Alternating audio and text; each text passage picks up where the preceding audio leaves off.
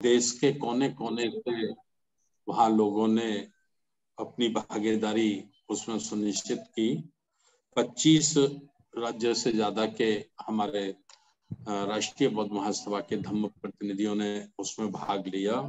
तो उस पर हम लोग आज चर्चा अर्थात समीक्षा के रूप में हम लोग चर्चा कर रहे हैं, और आगे फिर हम लोगों को क्या क्या काम करने हैं उस विषय पे भी हम लोग चर्चा करेंगे। तो इस कार्यक्रम को विधिवत रूप से आज शुरू करने के लिए मैं अपनी राष्ट्रीय बौद्ध महासभा के राष्ट्रीय महासचिव जो जम्मू कश्मीर से हैं, रिटायर्ड इंजीनियर रमेश चंद मल्होत्रा साहब से निवेदन करता हूं कि वो आज की वेबिनार को विधिवत रूप से संचालित करें। बहुत बहुत धन्यवाद। शुक्रिया अध्यक्ष जी, आपने मुझे अनुमति प्रदान कर दी है। तो सभी साथियों को पुनः एक बार मेरा जय भीम, नमो बुद्धाय। साथियों, जो आज की मीटिंग का जो हमारा विषय है कि लुम्बिनी नेपाल का अधिवेशन जो 12 से लेकर 16 अक्टूबर तक चला, उसमें हमने क्या क्या सीखा, क्या क्या हमने उसमें पाया, उसी के बारे में आज समीक्षा होगी, उसी की चर्चा होगी। तो आज के जो वक्तागण हैं हमारे मान्यवर गौरी प्रसाद उपासक जी, राष्ट्रीय महासचिव दिल्ली, और दूसरे हमारे जो वक्तागण हैं मान्यवर शेषराव गांगड़े जी, राष्ट्रीय महासचिव महाराष्ट्र, और मान्यवर खेमचंद सोलंकी जी, राष्ट्रीय सचिव गुजरात, मान्यवर ऋषिपाल रवि जी, राष्ट्रीय महासचिव उत्तराखंड, मान्यवर राजाराम आनंद जी, प्रदेश संयोजक उत्तर प्रदेश। और आज की जो प्रस्तावना कर रहे हैं वो है मान्यवर बादल सिंह बोध जी, राष्ट्रीय कार्यवाहक अध्यक्ष राष्ट्रीय बौद्ध महासभा। तो मैं सबसे पहले राष्ट्रीय कार्यवाहक अध्यक्ष राष्ट्रीय बौद्ध महासभा के श्री बादल सिंह बोध जी से अनुरोध करता हूं कि वो आज की प्रस्तावना रखें। मान्यवर बादल सिंह बोध जी। जी, बहुत बहुत धन्यवाद माननीय संचालक महोदय। करुणा के महासागर तथागत गौतम बुद्ध, विश्व रत्न बोधिसत्व बाबा साहब डॉक्टर भीमराव अंबेडकर, बहुजन समाज में जन्मे सभी महामानव, हमारे संस्था के संस्थापक माननीय धर्म प्रकाश भारती साहब, राष्ट्रीय अध्यक्ष जी, उपाध्यक्ष जी, सभी महासचिवगण, प्रदेश संयोजक जी और उपस्थित सभी साथियों को सादर नमो बुद्धाय, जय भीम। साथियों, कुछ साथियों से मेरा अनुरोध है कि बहुत से साथियों ने शर्ट नहीं पहनी है। जिन साथियों ने शर्ट नहीं पहनी है वो शर्ट पहनकर बैठ जाओ, ये मेरा निवेदन है। मर्यादित तरीके से हम मीटिंग में बैठे तो बहुत अच्छा रहता है। मैं आज की प्रस्तावना में ये मुख्य बिंदु रखना चाहूंगा कि भारत से आप दूसरे देश पड़ोसी जो हमारा देश है नेपाल, जहां सिद्धार्थ राजकुमार का जन्म हुआ, उस अधिवेशन में आप राष्ट्रीय बौद्ध महासभा के आमंत्रण पर माननीय राष्ट्रीय अध्यक्ष जी के अपील पर आप नेपाल पहुंचे। आप नेपाल के अधिवेशन में पहुंचे हैं तो कुछ उत्साह लेकर गए होंगे, कुछ जानकारियां एकत्रित करने के लिए पहुंचे होंगे। तो आपका उत्साह वहां कैसा रहा? आप क्या सोच लेकर लुम्बिनी गए थे और क्या आपने वहां जाकर अधिवेशन में ग्रहण किया? राष्ट्रीय बौद्ध महासभा के उद्देश्यों ने आपको कितना आकर्षित किया? क्या राष्ट्रीय बौद्ध महासभा के उद्देश्य आपको ऐसे लगते हैं कि हम बहुजनों के आंदोलन को, धम्म के आंदोलन को, वर्तमान समस्याओं को भारत के समाज के एकत्रित करने के लिए सही रूप में कर रहे हैं? क्या आरबीएम के उद्देश्य सही हैं? सही हैं तो हम इसे भारत में पूरा करने के लिए अपनी दिनचर्या में शामिल करेंगे। है समझकर जो पूरी राष्ट्रीय बौद्ध महासभा की उद्देश्यों की चर्चा रही है उसको हम समाज तक पहुंचाएंगे। इन्हें आप आज के अपने उद्बोधन में रखेंगे और कोई सुझाव अगर आपके पास और भी बेहतर है, वह सुझाव भी आप राष्ट्रीय अध्यक्ष महोदय के समक्ष रखेंगे, पूरी कार्यकारिणी उपस्थित है उसके समक्ष रखेंगे, और अधिवेशन की खामियां क्या रही हैं ये भी आप बेझिझक रखेंगे, इससे बेहतर रूप और आगे दिया जा सके। और अधिवेशन की खूबियां क्या रही हैं, अगर खूबियां बेहतर हैं तो छोटी मोटी खामियां छुप भी जाती हैं, उन्हें हिडन कर दी जाती हैं। तो इसकी क्या क्या खूबियां रही हैं ये भी आप विशेष रूप से रखेंगे और बेहतर सुझाव भी आप रखेंगे। आप इन बातों के साथ सभी आज के वक्तागणों से मेरा आग्रह है कि आप अपनी बात रखेंगे, और संचालक जी से मेरा अनुरोध है कि हम भूलवश एक आध उपासिका को नहीं रख पाए, तो डॉक्टर प्रेमलता जी जो दिल्ली से हैं उनको भी आज आप मेरे तरफ से सम्मिलित कर लें, क्योंकि महिलाओं की तरफ से, उपासिकाओं की तरफ से भी इस अधिवेशन पे ओपिनियन आना चाहिए। तो जो वक्ता हैं उनमें एक नाम और ऐड कर लें, मेरी ऐसी निवेदन है आपसे, और राष्ट्रीय अध्यक्ष जी से भी निवेदन है कि उनको भी ऐड कर लें। और आज के कार्यक्रम की मेरी एक प्रस्तावना है। जय भीम, नमो बुद्धाय।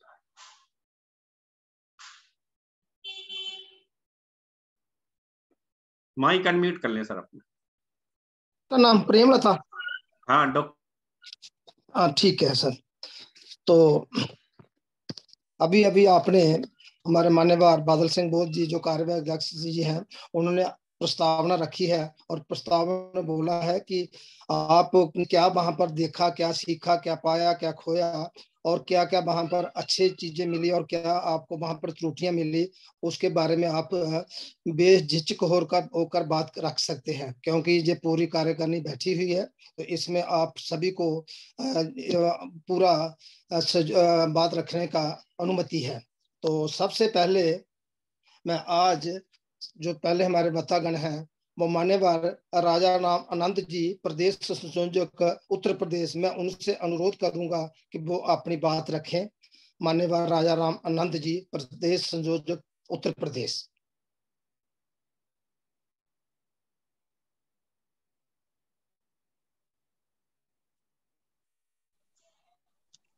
मुझे लगता है इंजीनियर साहब वो रास्ते में होंगे, क्योंकि आज आगरा में 12 बजे से मीटिंग रखी गई है आगरा जिले की जी। तो उसमें उनको भाग लेना है, तो वो अलीगढ़ से चले होंगे वाई रोड, तो हो सकता है रास्ते में हो, मुझे कहीं नजर नहीं आ रहे। धन्यवाद सर, धन्यवाद। तो मैं अगले हमारे जो वक्तागण हैं मैं उनको अनुरोध करूंगा, वो माननीय ऋषिपाल रवि जी, राष्ट्रीय महासचिव उत्तराखंड, वो अपनी बात रखें कि उन्होंने लुम्बिनी नेपाल अधिवेशन में क्या कुछ नया पाया और क्या कुछ उसमें उन्होंने कुछ खामियां देखी, वो उसके बारे में चर्चा करेंगे।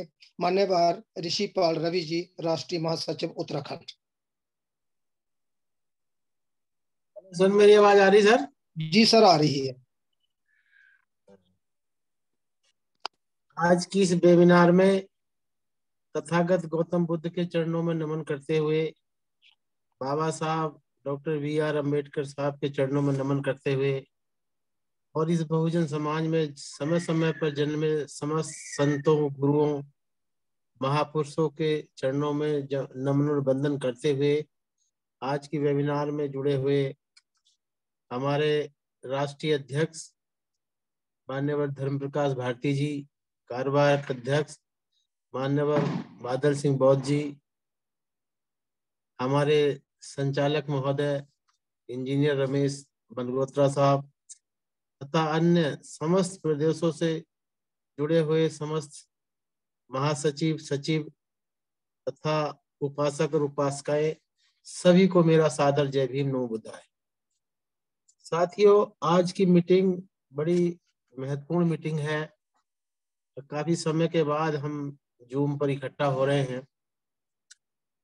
वैसे तो मेरा आज का कार्यक्रम जुड़ने का नहीं था, क्योंकि मेरी तबीयत ठीक नहीं है। मुझे अभी भी बुखार और खांसी जुकाम बहुत तेज है, जब से लुम्बिनी से आया हूँ, जब से ही मैं बीमार पड़ा हूँ। लेकिन जब केंद्रीय नेतृत्व का निर्देश है तो मैं अपनी बात रखता हूँ शॉर्ट में। साथियों देखिए, ऐसे जैसा हमारा लुम्बिनी में यह अधिवेशन हुआ,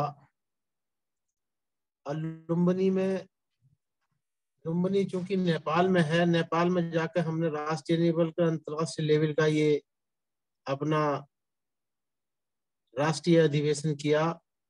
तो ऐसे अधिवेशन से कार्यकर्ता या जो भी हमारे पदाधिकारी होते हैं उनमें एक नई ऊर्जा, नई जान आती है। तो ऐसे अधिवेशन होने चाहिए। और मैं समझता हूँ कि ये लुम्बिनी का अधिवेशन, तो जहां तक इसकी समीक्षा की बात है, कि ये हर तरह से बहुत ही प्रभावशाली, गौरवशाली रहा है। और इस अधिवेशन में मुझे तो विशेषकर जाकर ऐसा प्रतीत हुआ कि वहां पर कोई समस्या ऐसी नहीं थी जो कि समस्या के नाम पर बतलाया जाए, क्योंकि वहां खाने की व्यवस्था बहुत बढ़िया थी। जो साथी मेरे साथ गए थे, हम लोग पूरे 10 लोगों की टीम थी, तो वो लोग सब ये तारीफ कर रहे थे कि भाई ऐसा खाना तो हम घर पे खाते थे, जैसा खाना यहाँ पे लुम्बिनी में हम लोग को मिला। रहने की व्यवस्था भी बहुत शानदार थी, किसी भी कोई प्रकार की रहने की कोई समस्या नहीं थी।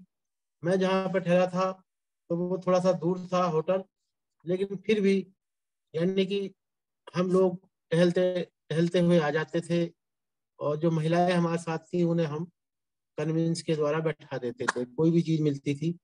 तो मैं समझता हूँ कि रहने के मामले में और खाने के मामले में, क्योंकि दो ही व्यवस्था ऐसी होती हैं कि यार हमें वहाँ सोना नहीं मिला, वहां पे ऐसा था, वहां पे वैसा था। तो दोनों व्यवस्थाएं हमारे जो केंद्रीय पदाधिकारी लोग जो इस काम में लगे हुए थे, वो बहुत ही अति उत्तम ये व्यवस्था थी। जहां तक सवाल देखिए, वहां पर जो विचार रखे, जो 15 बिंदु रखे गए थे, मैं समझता हूँ कि वो उस 15 बिंदुओं पर अध्ययन और मनन किया जाए, और उन 15 बिंदुओं की समीक्षा की जाए, और हम गहराई से उन 15 बिंदुओं को देखें और उन पर अमल करें। तो मैं समझता हूँ कि हमारा कारवां, राष्ट्रीय बौद्ध महासभा का जो हम उद्देश्य और जो लक्ष्य लेकर चल रहे हैं, उसे अवश्य हम प्राप्त करेंगे, क्योंकि उन 15 बिंदुओं में ही सारे का सारा निचोड़ है। जो हमारे केंद्रीय नेतृत्व ने जो 15 बिंदु निर्धारित किए हैं, उसके, क्योंकि उस 15 बिंदुओं पर जब हम रास्ते में आ रहे थे तब भी हमारा साथियों के साथ डिस्कशन हो रहा था, तो साथी लोग भी हमारे ये कह रहे थे कि वाकई में ये सही बात है कि अगर जो हम इन पर मंथन और मनन करें, चिंतन करें और इन पर विचार करें, और मैं समझता हूँ कि इन सारे बिंदुओं को यदि हम अपने कार्य पद्धति में ढाल लें और एक एक बिंदु को लेकर चलें, तो हमारा कारवां बहुत आगे बढ़ जाएगा। तो मैं तो खैर ज्यादा न कहते हुए, क्योंकि मेरा स्वास्थ्य भी थोड़ा गड़बड़ है, मैं तो इतना ही कहूंगा कि इस प्रकार के अधिवेशन बीच बीच में भी होते रहे। ये तो चलो हमारा राष्ट्रीय अधिवेशन था, साल भर में एक बार होता है, लेकिन बीच बीच में भी इसी प्रकार की जो है कार्यक्रम, अधिवेशन लगते रहे, ताकि हमारे कार्यकर्ताओं में, पदाधिकारियों में एक नई ऊर्जा का संचार हो। तो इन शब्दों के साथ, क्योंकि मेरी तबीयत ठीक नहीं है, मुझे बहुत ज्यादा फीवर है, मैं अपनी वाणी को विराम देता हूँ। अब पुनः सभी को एक बार मेरा सादर जय भीम, नमो बुद्धाय। ऋषिपाल जी, बहुत बहुत धन्यवाद। आपकी सेहत ठीक नहीं थी, उसके बावजूद भी आपने अपना वक्तव्य रखा। तो हम तथागत गौतम बुद्ध के चरणों में दुआ करेंगे कि आपकी सेहत जल्दी से जल्दी ठीक हो जाए। और आपने जो बात रखी है कि हमें जो 15 बिंदु दिए गए थे, उन बिंदुओं पर हमें कंसंट्रेट करना चाहिए, और हमें वहां पर नई ऊर्जा मिली है, नई नई जानकारी मिली है। तो बहुत बहुत धन्यवाद आपका, आपने बहुत ही अच्छा सुझाव दिया है। तो जय भीम, नमो बुद्धाय। आगे की कड़ी को मैं आगे करते हुए, अब हमारे बीच में माननीय खेमचंद सोलंकी जी, राष्ट्रीय सचिव गुजरात, वो जुड़े हुए हैं, वो अपनी बात रखें। माननीय खेमचंद सोलंकी जी। जय भीम, नमो बुद्धाय। महाकारुणी तथागत गौतम बुद्ध संत श्री रोहिदास भगवान, कबीर साहब, बहुजन समाज में जन्मे सभी मानवों को नमन करते हुए, राष्ट्रीय बौद्ध महासभा के संस्थापक माननीय भारती साहब को नमन करते हुए, आज का विषय है लुम्बिनी नेपाल अधिवेशन हेतु समीक्षा। अध्यक्ष मान्य धर्म प्रकाश भारती साहब कर रहे हैं, संस्थापक राष्ट्रीय बौद्ध महासभा। वक्तागण मान्य श्री गौरी प्रसाद उपासक जी, राष्ट्रीय महासचिव दिल्ली। मान्य शेषराव गांगड़े साहब, राष्ट्रीय महासचिव महाराष्ट्र। मान्य ऋषिपाल रवि जी, राष्ट्रीय महासचिव उत्तराखंड। मान्य राजाराम आनंद जी, प्रदेश संयोजक उत्तर प्रदेश। प्रस्तावना कर रहे हमारे बादल सिंह बहुत जी और संचालन कर रहे मान्य श्री रमेश चंद्र बनगोत्रा साहब। सभी को हमारा और जूम मीटिंग में जुड़े सभी पदाधिकारियों और उपासक और उपासकों मेरा जय भीम। विषय है लुम्बिनी नेपाल अधिवेशन हेतु समीक्षा।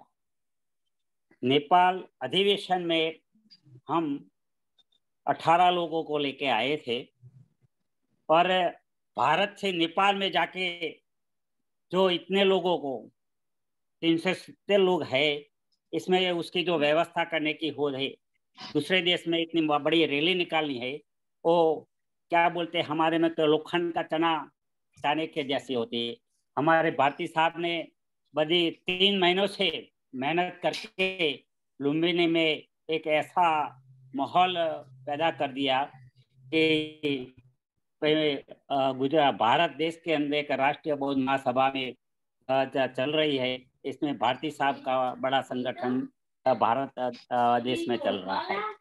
वो रहने और खाने की समस्या में है कि खाने का तो देखो जो घर पे खाते था इससे भी अच्छा मजा आती थी। सुबह में उठ के 8 बजे तो नाश्ता था वो, और फिर 1 बजे खाने का, और बहुत अच्छी तरह से रहने का। थोड़ा दूर था सब। हमारे गुजरात में तो ऐसे लोगों को उसको तो क्या ठाड़ के रहना चाहिए, रहना चाहते हैं कि भाई जब हम पैसा देते हैं तो अच्छी तरह से हमको तो मिलना चाहिए, नजीक होना चाहिए, बराबर है। हम जितना पैसा देंगे, जितनी भागीदारी उतनी उसकी फिर वही, ऐसा ये बोल के थोड़ा बोलते थे। लेकिन भाई हम अम्बेडकरवादी है, हम तो बाहर सो लाएंगे तो अभी हमें मिशन के अंदर बाहर भी सो जाएंगे और मिशन चलाएंगे। लेकिन मैं भी वो बात करूंगा मीटिंग के अंदर कि हमारे गुजरात से कोई पहले जो व्यवस्था करते हैं, आयोजक के अंदर हमारे गुजरात से कोई भी एक प्रतिनिधि को पहले से वो रखना चाहिए कि प्रतिनिधि ने अंदर के क्या तकलीफें होती। जो 1 दिन पहले आ जावे, 2 दिन पहले आ जावे, वो अच्छी तरह से वो नजीक से रहते। वो फरियाद थी, मैं नहीं बोलता, लेकिन हमारे साथ जो लोग आए थे, इसमें क्या है ऐसा होते है तो क्या है, जो सांची के अंदर तो हुई थोड़ी तकलीफ है। तो सांची से लोग 30 लोगों को मैं लेके आया था।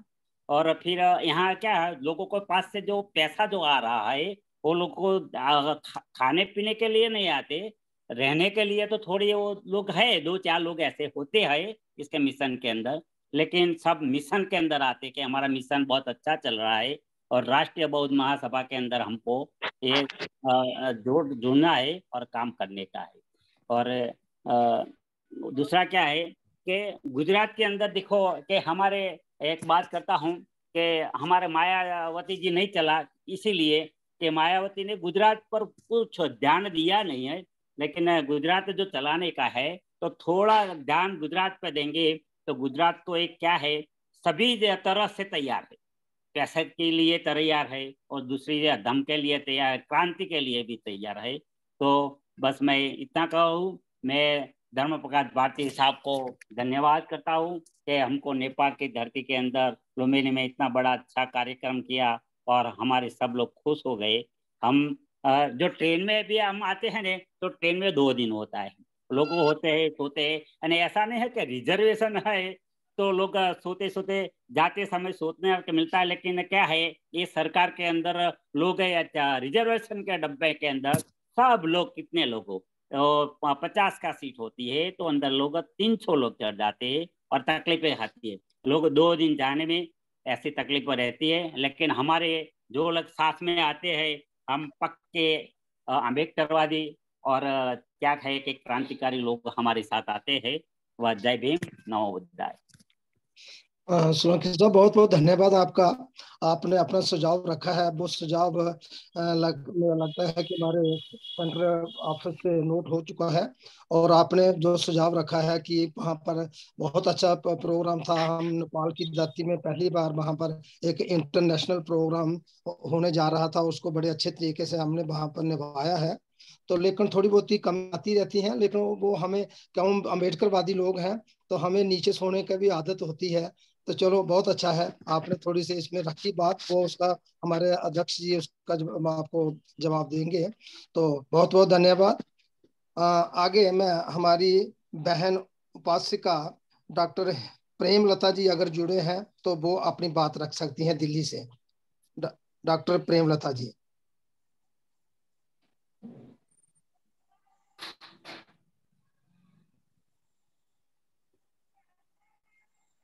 डॉक्टर प्रेमलता जी जुड़ी हैं?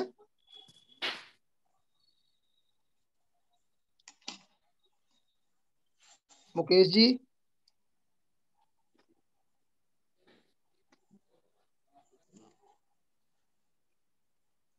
एडवोकेट है वो, एडवोकेट प्रेमलता, पूर्व पार्षद दिल्ली। एडवोकेट प्रेमलता जी, अगर वो जुड़ी हैं, मेरी आवाज उन तक आ रही है तो वो अपनी बात रखें। एडवोकेट प्रेमलता जी।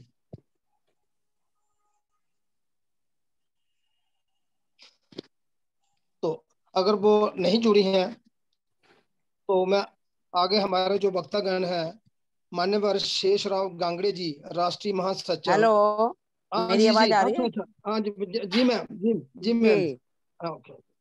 आज की मीटिंग के अ, मुख्य अतिथि आदरणीय प्रकाश भारती जी, जो राष्ट्रीय बौद्ध महासभा के राष्ट्रीय अध्यक्ष हैं, और इस मीटिंग में जुड़े हुए सभी मेरे भाइयों और बहनों, साथियों, सभी को मेरा क्रांतिकारी जय भीम।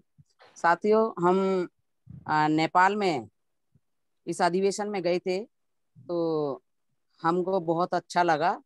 वैसे मैं पहले दूसरी बार गई हुई हूँ, अधिवेशन में पहली बार गई थी। तो अधिवेशन में जाने से बहुत कुछ सीखने को भी मिला कि वहां पर एक भगवान बुद्ध की जन्मस्थली पर हम सारे लोग इकट्ठे हुए और 25 स्टेट के लोग वहां पर आए और सभी ने अधिकतर अच्छे से सभी की बातें सुनी और बौद्ध धर्म के बारे में बातें कही कि हम बौद्ध धर्म को किस तरह से बढ़ा सकते हैं, और अपने अपने सुझाव भी दिए। तो वहाँ बहुत अच्छा लगा। परंतु मुझे वहाँ पर एक बहुत ही दुख की बात लगी कि जब हम कपिल वस्तु देखने के लिए गए थे, कपिल वस्तु जहाँ पर भगवान गौतम बुद्ध को उनकी माता जी महा प्रजापति जी ने जो चीवर दान दिया था, उस स्थान पर शिव जी की मूर्ति लगी हुई थी। जबकि सभी को पता है कि भगवान बुद्ध की जन्मस्थली है, भगवान बुद्ध का एरिया है, भगवान बुद्ध का स्टेट देश है, फिर भी वहां पर शिवलिंग लगी हुई थी। और एक जो स्तूप भगवान बुद्ध के बेटे राहुल गौतम जी का जो बना हुआ था, उसके अंदर भी मैंने शिवलिंग देखी। तो बहुत ही दुख की बात लगी कि हमारा नेपाल देश एक भगवान बुद्ध का देश है और वहां पर जो स्तूप बना हुआ है सभी को ऊपर से दिखाई दे रहा है कि ये भगवान बुद्ध का है या राहुल गौतम जी का है, तो वहां शिवलिंग कैसे आ गई। तो मैं अपने राष्ट्रीय अध्यक्ष जी से कहना चाहती हूँ, मेरा सुझाव है कि अगर उसके बारे में कुछ सोचें और वहाँ की जो सरकार है, किसी के माध्यम से वहाँ एक लेटर भेजा जाए सबके सिग्नेचर करा करके कि ऐसा ना हो। दूसरी बात मेरी ये है कि जो भी अधिवेशन होता है वहां पर किसी भी स्टेट की कोई भी महिला विंग की अध्यक्ष है तो उसे बोलने का मौका दिया जाए, अगर समानता है जेंट्स में और लेडीज में। तो तीसरी बात मैं ये रखना चाहूंगी कि अगर हम अमीर और गरीब दोनों में समानता रखना चाहते हैं और दोनों को जोड़ना चाहते हैं, तो जो 100 रुपए की मेंबरशिप रखी है उसमें थोड़ा सा कम किया जाए, या तो 50 रुपए की, जैसे बहन कुमारी मायावती जी का जो पार्टी बीएसपी थी और है बीएसपी से ही मैं निगम पार्षद बनी। तो जब मैं मेंबरशिप मैंने ली, तब मैंने सिर्फ 5 रुपए की मेंबरशिप ली थी। तो मैं आदरणीय अध्यक्ष जी से कहना चाहती हूँ या सुझाव देना चाहती हूँ कि उसमें 100 रुपए से थोड़ा कम करके या तो 50 रुपए ही कर दें, जिससे हम सभी महिलाओं को जोड़ सकें। महिलाएं बहुत कंजूस होती हैं, महिलाएं बड़ी मुश्किलों से 100 रुपए निकाल करके दे पाती हैं, तो महिलाओं को जोड़ सकते हैं। तो ये मेरा सुझाव है। बाकी अधिवेशन ऐसे ही होते रहें और सब मिलजुल कर चलाते रहें, जिससे हम आगे बढ़े। यही मेरा सुझाव है। जय भीम, नमो। बहुत बहुत धन्यवाद बहन जी, आपने सुझाव रखे और लुम्बिनी के बारे में बताया कि कपिल वस्तु में एक मूर्ति लगी हुई थी शिव जी की और दूसरी राहुल के गौतम की, वहां पर भी मंदिर बना हुआ था। तो बहुत सुझाव नोट कर लिया गया है आपका। और आपने लेडी के बारे में बोला है कि उनकी मेंबरशिप कम होनी चाहिए, उस पर भी हमारे अध्यक्ष जी उस पर कोई जानकारी देंगे। तो आपके सुझाव नोट कर लिए गए हैं। बहुत बहुत धन्यवाद। जय भीम, नमो बुद्धाय। जय भीम, नमो बुद्धाय। जय भीम। तो अब हमारे अगले वक्तागण जो हैं वो हैं महाराष्ट्र से मान्यवर शेषराव गांगड़े जी। अगर वो जुड़े हैं तो वो अपनी बात रखें। शेषराव गांगड़े जी।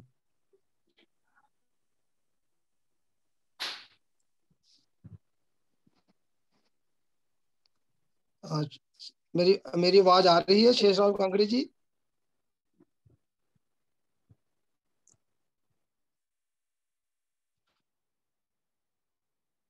मुकेश जी? जी साहब, शायद जुड़े नहीं है, शायद ऐसा लग रहा है। जुड़े हैं तो अगर हमारे मान्यवर राजा राम अनंत जी जुड़ चुके हैं तो उनका माइक अनम्यूट किया जाए। मान्यवर राजा राम अनंत जी, प्रदेश संयोजक उत्तर प्रदेश।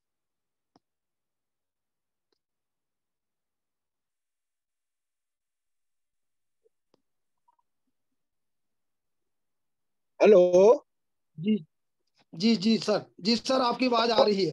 M I audible? हाँ जी जी अच्छा, sir. Thank you Vangotra ji. मैं अपनी इस समीक्षा के संबंध में चर्चा में बात रखने से पहले अपने सभी महापुरुषों को संतों वंदन करता हूँ, नमन करता हूँ। साथ ही साथ आज की इस वेबिनार में उपस्थित राष्ट्रीय बौद्ध महासभा के संस्थापक अध्यक्ष जी, कार्यकारी अध्यक्ष जी और दूसरे राष्ट्रीय महासचिव, आरबीएम के सचिव, आरबीएम के प्रदेशों के प्रभारी और संयोजक गण, और बहुत ही सुंदर संचालन कर रहे इंजीनियर रमेश चंद्र वरगोत्रा जी, मैं सभी का अभिवादन करता हूं और सभी को नमो बुद्धाय, जय भीम करता हूं। यहाँ तक ये जो आरबीएम का, राष्ट्रीय बौद्ध महासभा का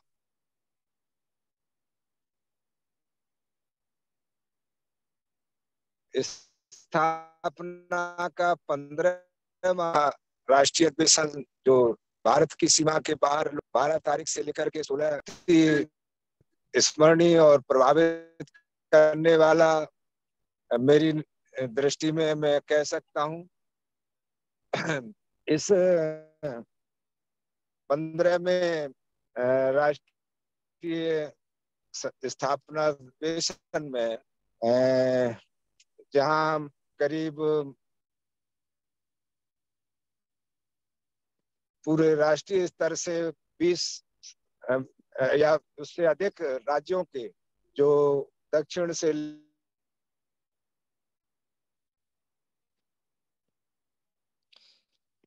सर आपके नेटवर्क में थोड़ी सी प्रॉब्लम आ रही है, उत्तर तक और इसे देखकर मुझे बहुत ही संबल मिला कि अभी तक हमने सिर्फ लोगों के नाम तो राष्ट्रीय सुने थे, नाम तो हमने अंतरराष्ट्रीय भी सुने हैं और नाम तो हमने अखिल भारतीय स्तर के भी सुने हैं, लेकिन जो वास्तविक तौर पर जो देखने को मिला वह मैं कह सकता हूं कि अगर राष्ट्रीय बौद्ध महासभा की तरह से दूसरे लोग भी अपना सिस्टम के साथ काम करें और अपना नेटवर्क स्थापित कर लें तो निश्चित ही हम किसी भी क्षेत्र में अपने विरोधियों का मुकाबला असफल नहीं हो सकते। मैं इस बात के लिए बहुत ही बधाई देता हूं अपने राष्ट्रीय बौद्ध महासभा के उन सारे योद्धाओं का जो इस मूवमेंट को, जो सांस्कृतिक धार्मिक मूवमेंट है, उसको बहुत ही बखूबी अंजाम दे रहे हैं। साथ ही साथ में उस वक्त और ज्यादा प्रभावित हुआ जब मैंने 50 लोगों के तो नाम मेरे उसमें नोटबुक में दर्ज हैं जिन्होंने अपने विचार रखे, और वो विचार रखने वाले कोई टाइम पास करने वाले लोग नहीं थे। मैं बहुत प्रभावित हुआ जब मैंने एक से एक अनुभवी, एक से एक विद्वान एक्टिविस्ट के वहाँ हमारी अपनी जो सांस्कृतिक विरासत है, जो हमारे महापुरुषों का एक अपनी संस्कृति को स्थापित करने का जो संदेश है, उसके ऊपर बहुत ही सार्थक उनके विचार मुझे सुनकर के निश्चित ही बहुत मैं इम्प्रेस्ड हुआ। क्योंकि बहुत सारे लोग कार्यक्रम करते हैं लेकिन वक्ताओं को नहीं बुलवा पाते, या कुछ वक्ताओं को बुलवाते हैं तो वो बिल्कुल हताश, बहुत ही निराश कर देते हैं, बहुत ही कहना चाहिए कि पजल्ड कर देते हैं। तो ऐसा वहां मुझे बिल्कुल भी किसी भी विद्वान वक्ता की तरफ से बोलते वक्त आभास नहीं हुआ कि वो निरर्थक बोल रहे हैं।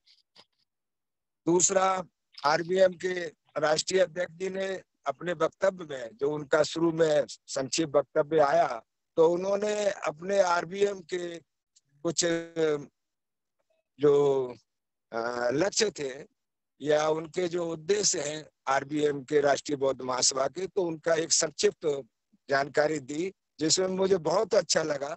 उन्होंने कहा कि भाई आरबीएम निरंतरता के आधार पर काम करना चाहती है, एक सिस्टम के हिसाब से काम करना चाहती है। क्योंकि उन्होंने इसको बताते समय ये स्पष्ट किया कि कुछ ऐसे संगठन हैं जो साल में सिर्फ 3 ही बार सक्रिय दिखाई देते हैं, या कह सकते हैं कि अगर महीने में एक मान लिया जाए तो 3 + 12 यानी 15 ओकेजन्स पर ही वो सक्रिय दिखाई देते हैं। लेकिन उनका कहना था कि आरबीएम राष्ट्रीय बौद्ध महासभा साल में 365 दिन सक्रिय रहने पर विश्वास करती है। उसका ये लक्ष्य है, उसका ये उद्देश्य है कि वो 365 दिन इस काम में सक्रियता दिखाएगी। दूसरा, उनका जानकारी दी गई कि भाई राष्ट्रीय बौद्ध महासभा का लक्ष्य है कि श्रमण संस्कृति, जो बौद्धों की संस्कृति है, जो बौद्ध परंपरा है, विरासत है बौद्धों की, तो उसका प्रचार प्रसार बहुत सिस्टमेटिक और बहुत ही कंटिन्यूएशन में निरंतरता के साथ करने का उनका उद्देश्य है। तीसरा, उन्होंने बताया कि राष्ट्रीय बौद्ध महासभा डायरेक्ट नहीं तो इनडायरेक्ट, डायरेक्ट और इनडायरेक्ट जो सत्ता है तो उसको प्रभावित करने की दिशा में भी अपनी सक्रियता दिखाएगी, अपने आप को चौकन्ना रखेगी, अपने आप को अलर्ट रखेगी कि कोई भी सत्ता ऐसी न हो जो राष्ट्रीय बौद्ध महासभा के कार्यों से प्रभावित न हो। और तीसरा, उनका चौथा ये भी लक्ष्य उन्होंने हमें बताया था, जो मैं बहुत प्रभावित हूँ, कि हम समाज को मजबूत करने का काम करेंगे राष्ट्रीय बौद्ध महासभा के माध्यम से। क्योंकि अगर समाज है तो संस्कृति है, समाज है तो सत्ता है, समाज है तो सब कुछ है। तो समाज को मजबूत करने का काम करेंगे, प्लस इसके लिए जो हम लोग एक दूसरे की बुराई करते हैं, मतलब गाय बजाए हम अपनी बात कम करते हैं, दूसरों की बुराइयों में ज्यादा समय जाया करते हैं। तो ये भी उन्होंने अलर्ट किया कि ये आरबीएम का उद्देश्य सिर्फ समाज को मजबूत करना है और बुराई से बचना है। यानी समाज को अगर मजबूत करना है तो किसी के बारे में हमें ज्यादा इधर जो है अपना समय और अपना बुद्धि इस्तेमाल करने की। और एक और उन्होंने बहुत अच्छा उद्देश्य बताया आरबीएम का, कि आरबीएम जो हमारा समाज है, शोषित वंचित या जिसे हम बहुजन समाज कहते हैं, या बौद्ध समाज कह सकते हैं, तो उसकी आर्थिक विकास की तरफ मोड़ने की आरबीएम की रणनीति रहेगी। जो आगे आरबीएम में जो लोग सक्रिय हैं उनके बीच में लाने का उनका जो प्लान है, जो योजना है, तो ये मुझे बहुत प्रभावित की बातें, क्योंकि मैंने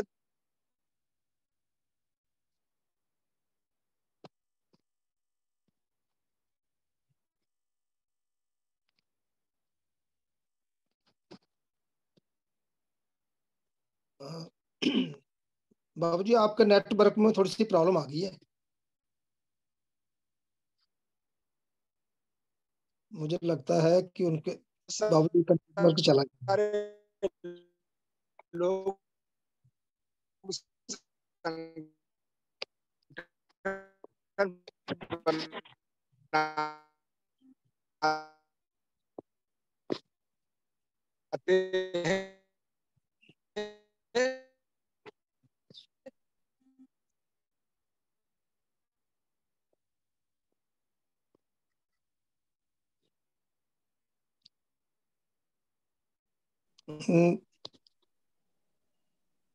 लगता है कि बाबूजी, हाँ लगता है कि बाबूजी का नेटवर्क चला गया है। जी जी जी, दूसरे वक्ता को हाँ आमंत्रित करना। तो हमें बहुत बहुत धन्यवाद बाबूजी का। बाबूजी ने बहुत ही अच्छी सार्थक बातें रखी हैं, ज्ञानवर्धक बातें रखी हैं। अगर इन जैसे धाकड़ लोग आरबीएम के साथ हैं तो मुझे नहीं लगता कि आरबीएम पीछे रह पाएगा, आरबीएम बहुत ही तेजी से आगे बढ़ेगा। तो बाबूजी का बहुत बहुत धन्यवाद। और अब हमारे अगले बातागण जो हैं वो है मान्यवर शेषराव गांगड़ी जी, राष्ट्रीय महासचिव महाराष्ट्र। तो मैं उनको माइक म्यूट करने की अनुमति देता हूं। शेषराव गांगड़ी जी, अपना माइक म्यूट करें।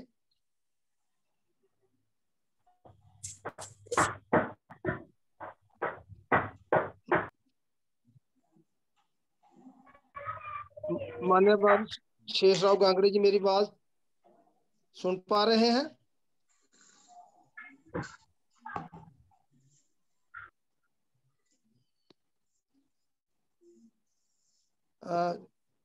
मुकेश जी? जी साहब, शायद उनका नाम शो नहीं हो रहा है। यदि किसी अन्य हैंडसेट से जुड़े हैं तो माइक को ओपन कर सकते हैं। हेलो हेलो, हाँ जी, हाँ बरबत्ता जी, वो मेरा मतलब ये कैंटोनमेंट एरिया में हूँ मैं ना, आगरा में, तो वो यहाँ डिस्कनेक्ट हो गया था। अच्छा, थैंक यू सर, आपने बहुत ही अच्छा वक्त रखा है। तो चलिए, अच्छा अभी एक सेकंड में पूरा कर दी, कंक्लूड कर दी। जी जी, थोड़ा सा रह गया है। हाँ सर तो वो तो वीडियो। तो मैं ये कह रहा था कि इसके लिए मैंने ये देखा कि जो उन्होंने उद्देश्य बताए, क्योंकि बहुत सारे संगठन मैंने देखे हैं, उनका उद्देश्य सिर्फ संगठन बनाना ही तक है सीमित। संगठन बन जाए बात खत्म। तो ये चीज जो है मैंने मतलब वहाँ नोट की। मैं इसके लिए बहुत ही भूर प्रशंसा करता हूँ अपने राष्ट्रीय बौद्ध महासभा के मतलब संस्थापक अध्यक्ष प्लस जो उनकी टीम है उन सब का। और बाकी मैंने एक और चीज जो मुझे बहुत प्रभावित की कि उन्होंने सारे संचालन के लिए किसी एक आदमी की मोनोपोली को रिजेक्ट किया है, बिल्कुल ओपनली रिजेक्ट किया। करीब 300 से ऊपर लोग जो वहाँ इसके ऑडियंस थे लुम्बिनी के श्रीलंका गेस्ट हाउस में, बल्कि 350 के आसपास थे, कुर्सियां और मंगाने पड़ी थी। तो उनके सामने उन्होंने कहा कि भाई वन मैन शो इसमें नहीं रहेगा, हम जो है एक एपेक्स बॉडी बनाने जा रहे हैं जिसमें 100 से लेकर 100 तक बहुत ही अच्छे मतलब योग्य लोग जो है उसके उसमें रहेंगे बॉडी में, जो मतलब सबसे ज्यादा केंद्रीय बॉडी कहलाएगी। और ये बहुत एक विचित्र कहना चाहिए, बहुत ही विशेष बात है अपने समाज के संगठनों के लिए, क्योंकि ऐसा किसी भी संगठन में, मैं 100 से ज्यादा संगठनों से मैं करीब परिचित हूँ, उनके राष्ट्रीय अध्यक्षों से परिचित हूँ, उनके और लोगों से परिचित हूँ, लेकिन मैंने ऐसा नहीं देखा कि वो जो है मतलब वो जो है कुछ ऐसा करके दिखाते हो। तो कुल मिलाकर के लगी ये जो एपेक्स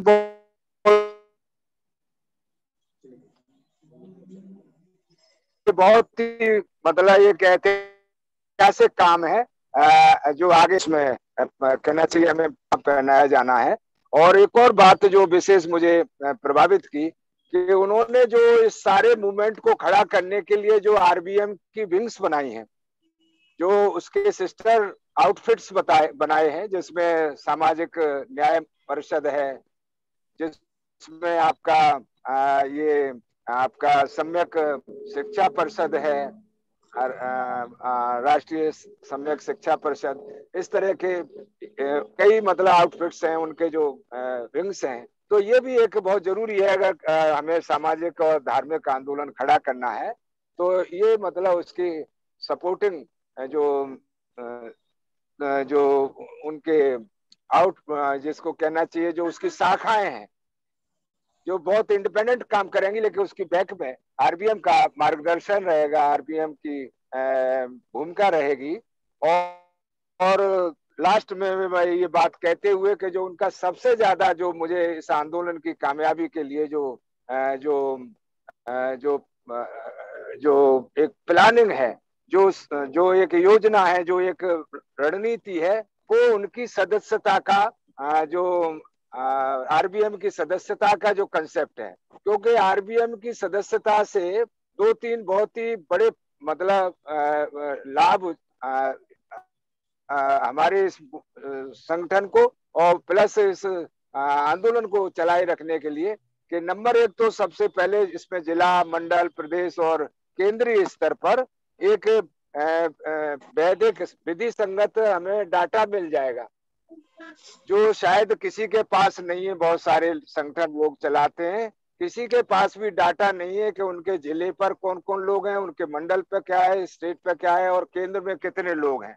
दूसरा, ये जो सदस्यों का पूरा विवरण तैयार होगा तो उससे हम उनसे उनके साथ संवाद स्थापित करने में, चाहे सोशल मीडिया हो चाहे और कोई माध्यम हो, तो और तीसरा सबसे बड़ा जो लाभ होगा उससे ये होगा हमें कि एक जो है हमारा संगठन चलाने के लिए धन का स्रोत बन जाएगा। और इससे भी कहीं ज्यादा जो जांच एजेंसियां लोगों को फेल कर देती हैं, जैसे अभी आपने पीएफआई का नाम सुना होगा, तो हमारे पास जो ये पुख्ता प्रूफ है विधि संगत, तो ये हर एजेंसी का और हर मतलब अपने विरोधी का मुकाबला कर पाने में निश्चित ही सफल रहेंगे।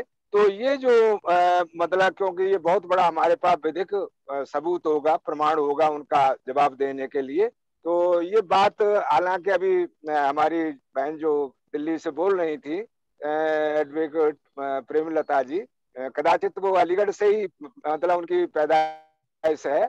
तो मैं ये कहना चाहूंगा कि मतलब महिलाएं जब सब क्षेत्रों में बराबर हैं तो उनको भी ये कोशिश करनी चाहिए कि वो कहीं भी मतलब अपना सुदामा कोटा की मांग ना करें तो अच्छा रहेगा। 100 रुपये एक साल में किसी आदमी को अपने आप को विधिक जो है बौद्ध बताने के लिए अगर कहीं कोई मौका मिलता है, और फिर चलिए मुझे ये अथॉरिटी नहीं है इसमें ज्यादा, तो राष्ट्रीय अध्यक्ष जी जो इसके कहना बाबूजी समय का ध्यान रखिए। इस संस्था तरीके से यही बात कहते हुए मैं अपनी बात को समाप्त करता हूं, क्योंकि मुझे मैं बीच में डिस्टर्ब हो गया था तो थोड़ा टाइम ज्यादा लग गया, उसके लिए क्षमा याचना भी कर। तो साधु साधु बाबूजी, आपकी ये सुझाव बहुत ही अच्छे हैं। आप जैसे धाकड़ लोग और पुराने लोग अगर के साथ जुड़े हैं, जय भीम, जय समझ, तो हमारे नौजवानों को और ज्यादा ऊर्जा मिलेगी। तो आपका एक बार पुनः फिर जय भीम नमो बुद्धाय, बहुत बहुत धन्यवाद आपका। तो अब हमारे अगले वक्ता जो शेषराव गांगड़े जी जुड़े हैं, तो वो अपना माइक अनम्यूट करें, शेषराव गांगड़े जी, और समय का ध्यान रखें।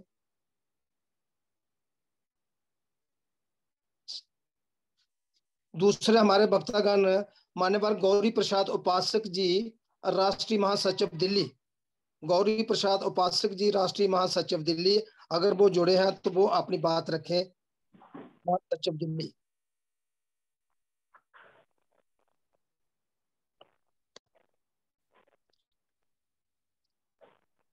गौरी प्रसाद जी, मेरी आवाज आ रही है? आपकी आवाज आ रही है, मेरी आवाज आ रही है आपको? जी जी सर, जी सर, बिल्कुल आ रही है सर। सबसे पहले विश्व को शांति का पाठ पढ़ाने वाले महामान तथागत गौतम बुद्ध का वंदन करते हुए इस देश के दलितों, शोषितों, पीड़ितों के मसीहा परम पूजनीय बाबा साहेब डॉक्टर अम्बेडकर के चरणों में बार बार बंधन करते हुए और बहुजन समाज में जन्मे सभी संतों, महापुरुषों को मेरा कोटि कोटि बंधन करते हुए आज की जो समीक्षा बैठक है, जो लुम्बिनी नेपाल में जो 15वां राष्ट्रीय अधिवेशन हुआ, उस अधिवेशन के संबंध में हमारे बीच में इस कार्यक्रम में उपस्थित आदर और सम्मान के योग्य राष्ट्रीय बौद्ध महासभा के संस्थापक, अध्यक्ष, पूर्व विधायक माननीय धर्मप्रकाश भारती बौद्ध जी, हमारे कार्यवाहक अध्यक्ष, बहुत शालीन व्यक्तित्व आदरणीय बाबला सिंह बौद्ध जी, आदरणीय आनंद बाबू जी अभी उन्होंने बात रखी है, अभी सभी हमारे राष्ट्रीय महासचिव, सचिव, प्रदेश के प्रभारीगण, जिला के हमारे जिम्मेदार साथी और विशेषकर चंडीगढ़ से हमारे सफल संचालन कर रहे हैं इंजीनियर साहब, आज सभी को मेरा सादर नमो बधाई जय भीम। इस समीक्षा के संबंध में सबसे पहले तो मैं आदरणीय धर्मप्रकाश भारती बौद्ध जी और उनकी टीम को मैं बहुत बहुत बधाई देता हूं कार्यक्रम की सफलता के लिए। कार्यक्रम बहुत शानदार रहा, शब्दों में बयान करना बहुत मुश्किल है और कार्यक्रम में जो विशेषकर जो चर्चा रही उससे मैं काफी प्रभावित हुआ।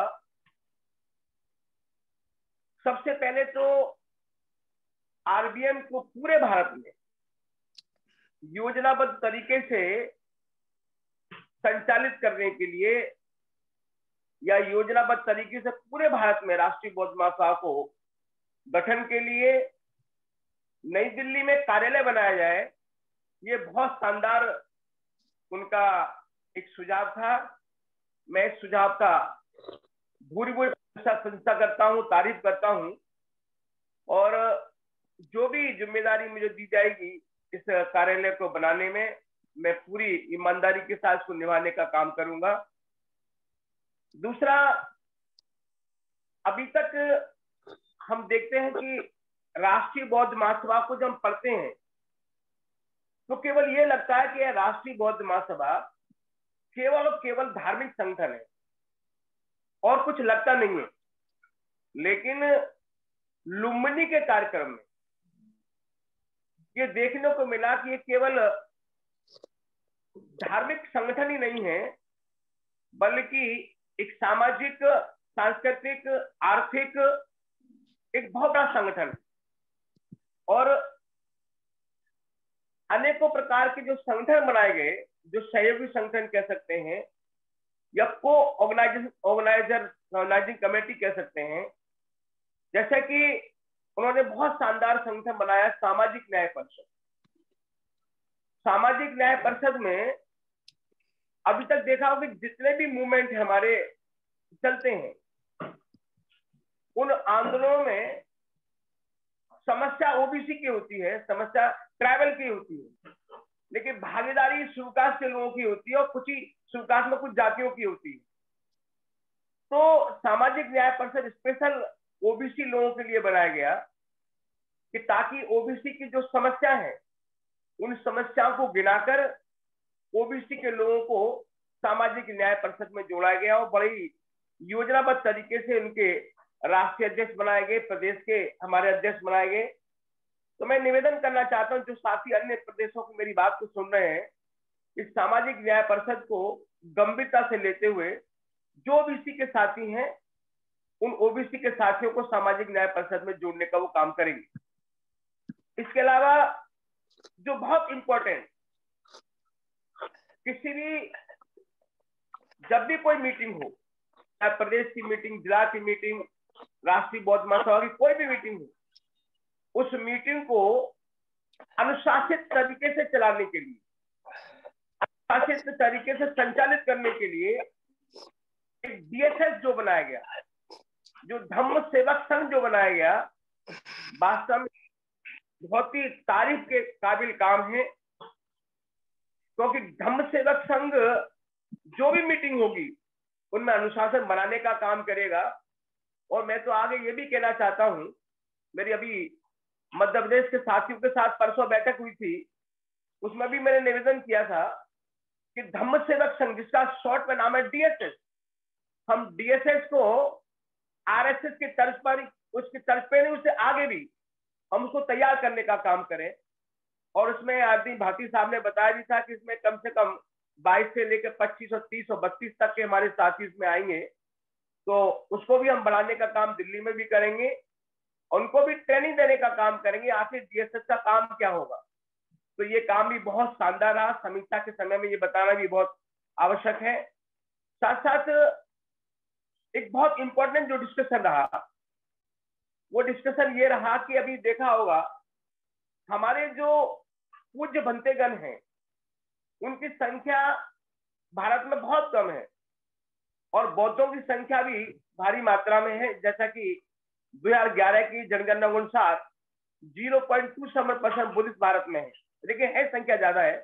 तो उन बौद्धों के यहाँ जो भी संस्कार होंगे, उन संस्कार को कराने के लिए हमारे बौद्ध भिक्षु पर्याप्त मात्रा में भारत में नहीं है। तो हम चाहते हैं कि जो हमारे प्राचार्य, आचार्य, उपासक उपासिकाएं हैं, उनको भी संस्कार देने के लिए उनको ट्रेन किया जाए। तो ये कमी हमें महसूस हो रही है, वो कमी नहीं होगी। तो ये बहुत शानदार कार्यक्रम वहां पर रखा। और बहुत इंपॉर्टेंट डिस्कशन ये रहा, आपने देखा होगा तमाम जो संगठन होते हैं, चाहे वो जिले का संगठन, प्रदेश का और राष्ट्र का संगठन जो भी होता है, वो संगठन इसलिए टूटते हैं क्योंकि उन संगठनों में लोकतांत्रिक व्यवस्था नहीं होती, डेमोक्रेसी नहीं होती। तो आदरणीय धर्मप्रकाश भारती जी, उनकी टीम ने एक बहुत शानदार जो काम किया कि भाई हम संसदीय बोर्ड बनाएंगे, जिसमें भारत के जितने भी राज्य होंगे, उन राज्यों की जो लोकसभाएं होंगी, उन लोकसभाओं से हम लोग एक एक प्रतिनिधि लगाएंगे और जिसमें संसदीय बोर्ड बनाएंगे। और जो बोर्ड का काम क्या होगा कि जब भी कोई हम निर्णय लेने जा रहे हैं, वो निर्णय किसी भी प्रकार का हो, उस निर्णय में उस संसदीय बोर्ड की बहुत बड़ी भूमिका होगी। तो ये लोकतांत्रिक तरीके का जो पालन करने का जो काम किया है, वास्तव में बहुत शानदार है। इसमें सभी लोग विश्वास पैदा करेंगे और लंबे समय तक हमारे आरबीएम और सहयोगी संगठन में काम करने का काम करेंगे, ऐसा साथियों मैं समझता हूँ। इसके साथ साथ उन्होंने कहा धम्म संसद, जिस प्रकार लोकसभा और राज्यसभा होती है, उसी प्रकार धम्म संसद का बनाने का निर्णय करेंगे। कोई प्रस्ताव पहले जैसे लोकसभा में आता है, फिर राज्यसभा में आता है, फिर ऊपर जाएगा, उसको प्रस्ताव पास करेंगे। ऐसा नहीं कि किसी एक व्यक्ति ने कोई प्रस्ताव दिया और उसी व्यक्ति ने प्रस्ताव को पास कर दिया। तो ये क्या होता है, एक डेमोक्रेसी के स्थान पर जो डिक्टेटरशिप आ जाती है, तानाशाह आ जाता है, तो ये भी नहीं हो पाएगा। तो ये भी बहुत शानदार उन्होंने काम किया है। साथ साथ मेरा अब सुझाव यह है कि करना क्या है। करना यह है कि आरबीएम का और आरबीएम के जितने भी सहयोग संगठन जो बनाए हैं, हमें उनको मजबूत करना है। और मजबूत करने के लिए क्या करेंगे, आपने देखा कि हमसे जो छूट गया है, हो सकता है कि मेरे दिमाग से भी छूट गया हो, आपके डिस्कशन से भी, हमें एक संगठन और बनाने की आवश्यकता थी वहां पर। बुद्धिजीवी वर्ग संगठन, या कह सकते हैं इंटेलेक्चुअल फॉर्म या इंटेलेक्चुअल ऑर्गेनाइजेशन। इंटेलेक्चुअल ऑर्गेनाइजेशन जो बनेगा, विशेषकर वो सरकारी कर्मचारियों का हो और सरकारी कर्मचारियों को संगठन बनाने के पीछे मेरा मकसद यही है, या आप लोगों का मकसद भी होना चाहिए कि कोई भी संगठन हो, उस संगठन का जो उद्देश्य है, उद्देश्य की पूर्ति के लिए बिना पैसे के काम नहीं बनता है, बिना टैलेंट के काम नहीं बनता है, बिना ट्रेजरी के, बिना लोगों के काम नहीं बनता है। इसलिए हमें एक इंटेलेक्चुअल जो ऑर्गेनाइजेशन हो, जो सरकारी कर्मचारियों का संगठन हो, उसको भी करने का काम करेंगे। और मैंने दिल्ली में लगभग 60 साथियों के नाम भी लिखे हैं जो सरकारी कर्मचारी हैं, और जब भी कोई बात होगी समय समय पर वो हमें ट्रेजरी के रूप में या टैलेंट के रूप में या टाइम के रूप में हमको मदद करने का काम करेंगे। तो मैं चाहता हूं कि राष्ट्रीय स्तर पर ऐसा संगठन हमारा बनना चाहिए, पूरे देश स्तर पर, ताकि हमारी बहुत सारी समस्याएं का समाधान उसके माध्यम से हो जाएगा। इसके अलावा लक्ष्य होना चाहिए हमारा सदस्य बनाने का, क्योंकि अभी तक तो, अभी मैंने बड़ा तारीफ करूंगा इस बात की कि जहां लुम्बिनी के कार्यक्रम में जो साथी गए, या तो कुछ साथी जो मजबूत थे अपने पैसे से चले गए, या जिनके पास पैसा नहीं था उन लोगों को भी नेपाल या लुम्बिनी में जाने का मौका मिला। एक शानदार तरीका उन्होंने सोचा कि भाई जो मेंबरशिप 100 मेंबर बनाएगा और 100 मेंबर के पैसा आरबीएम में जमा करेगा, उस आदमी को जाने का मौका मिलेगा, खाना पीना रहना बिल्कुल फ्री मिलेगा। एक बहुत शानदार तरीका था। जो आम आदमी जिसके पास 10,000 या 7,000, 8,000, 15,000 रुपए नहीं है आने जाने के लिए, उनमें सदस्यता बनाकर वो पैसा जमा करके अब कार्यक्रम में शरीक हुआ। ये बहुत शानदार कार्यक्रम है जिसमें आम लोगों को भी, गरीब लोगों को भी जाने का अवसर मिला। ये बहुत शानदार है, ऐसा मैं चाहता हूँ निरंतर होना चाहिए। और साथ साथ लक्ष्य बनाकर हमें काम करना चाहिए। अभी अक्टूबर, नवंबर, ये दिसंबर खत्म हो जाएगा। हम चाहते हैं कि 2023 में हम लोग कम से कम 1 करोड़ लोगों का सदस्य बनाने का लक्ष्य हम तैयार करें। कैसे भी हम लोग पूरे भारत में 1 करोड़ सदस्य हम बनाने का लक्ष्य डिसाइड करें, और सब लोगों को इस काम में साथियों लगना चाहिए, क्योंकि जब मैन पावर हमारे पास नहीं होगी, संगठन के काम करने वाले लोग हमारे साथ नहीं होंगे, सदस्य हमारे साथ नहीं होगी, तो साथियों और बात बनने वाली नहीं है। तो ये भी लक्ष्य डिसाइड करके हमको काम करने की आवश्यकता है। साथ साथ अभी मैंने बात भी कर रहा था कि राष्ट्रीय बौद्ध महासभा, इसके पढ़ने के माध्यम से केवल ये लगता है कि राष्ट्रीय बौद्ध महासभा केवल और केवल धार्मिक संगठन है। जब धर्म की बात करते हैं तो धार्मिक लोग तो जुड़ेंगे, लेकिन बहुत से सामाजिक और भी काम करने वाले लोग हैं, उनको भी मौका मिलना चाहिए। तो उसके लिए सहयोगी संगठन आदि भारती साहब ने 3 ने बनाया है, बहुत बढ़िया है। लेकिन राष्ट्रीय बौद्ध महासभा का पूरे भारत में हम लोग का प्रचार प्रसार कैसा हो, उसके लिए भी मैं थोड़ा सा सुझाव आपके सामने रखना चाहता हूं कि आज जो काम जिन लोगों को करना चाहिए था उन लोगों ने नहीं किया, और आज पूरा बहुजन समाज की बात करता हूं, बहुत परेशान और दुखी है कि हमारा समाज क्या होगा, हमारे आने वाली पीढ़ी का क्या होगा। ये तमाम प्रश्न बहुजन समाज के लोगों के विचार में है, और विशेषकर उन लोगों के दिमाग में जो बुद्धिजीवी लोग हैं। तो मैं चाहता हूं कि राष्ट्रीय बौद्ध महासभा या सहयोगी संगठन हमारे कोई ना कोई कार्यक्रम हमारे भारत की जमीन पर, या विभिन्न जो राज्य हैं, विशेषकर हमारे फर्टाइल राज्य हैं, उपजाऊ राज्य हैं, उन राज्यों में एक प्रकार से आंदोलन चलाने की आवश्यकता है।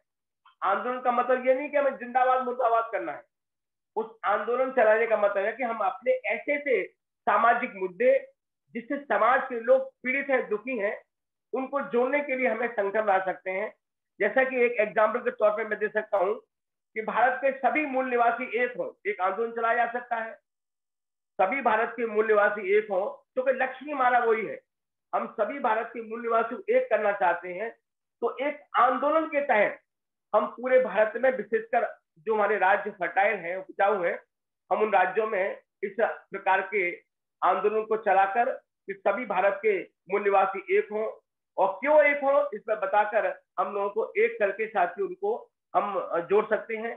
साथ साथ आईटी सेल बहुत इंपॉर्टेंट है। जब भी हमारा वेबिनार की मीटिंग होता है या फिजिकल मीटिंग भी हो रही है, उस फिजिकल की मीटिंग के बारे में या वेबिनार की मीटिंग के बारे में ज्यादा से ज्यादा प्रचार प्रसार होने की आवश्यकता है।